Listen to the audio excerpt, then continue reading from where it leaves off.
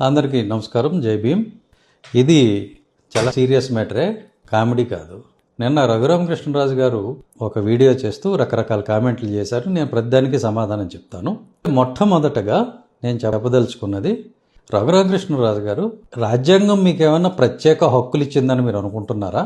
మీరు దళితుల్ని, క్రైస్తవుల్ని, దళిత క్రైస్తవుల్ని, నన్ను మీ ఇష్టం వచ్చినట్లు దుర్భాషలాడచ్చు, ఏది పడితే అది మాట్లాడచ్చు, మేము మాత్రం తిరిగి మీకు సమాధానం చెప్పకూడదు.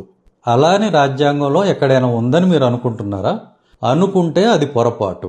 మీరు ఒక మాట అంటే మేం 10 మాటలు అంటాం. నన్నంటే నేను అసలు ఊరుకోను. మీరు ఎవరైనా కానీ నా జోలికి రానంత వరకే మీకు మర్యాద. ఒక్కసారి నా జోలికి వచ్చిన తర్వాత ఎవరైనా సరే నేను లెక్క చేయను. అది మీకు ఇప్పటికే బాగా అర్థమై ఉండాలి. ఇంకా అయినట్టు లేదు, ఇక ముందు ముందు అవుతుంది. నేనెప్పుడు మీ ప్రస్తావన తీసుకురాలా. మీ గురించి మాట్లాడటం టైం వేస్ట్ నా దృష్టిలో. మీరు ఏదో ఇంటర్వ్యూ ఇస్తూ నేను పోటీ చేస్తే ఎన్ని నోట్లు వస్తాయి, ఇవన్నీ మిమ్మల్ని చెప్పమని ఎవడన్నాడు? నేను పోటీ చేస్తానని చెప్పానా? ఎందుకు కామెంట్లు పెడతారు, ఎందుకు కామెంట్లు చేస్తారు? అసలు ఫస్ట్ కామెంట్ చేసింది ఎవరు? మీరు. మరి దానికి సమాధానం చెప్పరా? చెప్పకుండా ఊరుకుంటారా?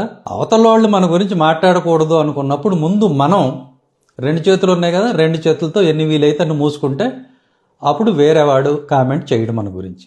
కానీ మనం నోరు ఉంది కదా అనేసి తాగి మంచినీళ్ళు ఏది పడితే అది మాట్లాడితే అవతలాడు ఊరుకోడు.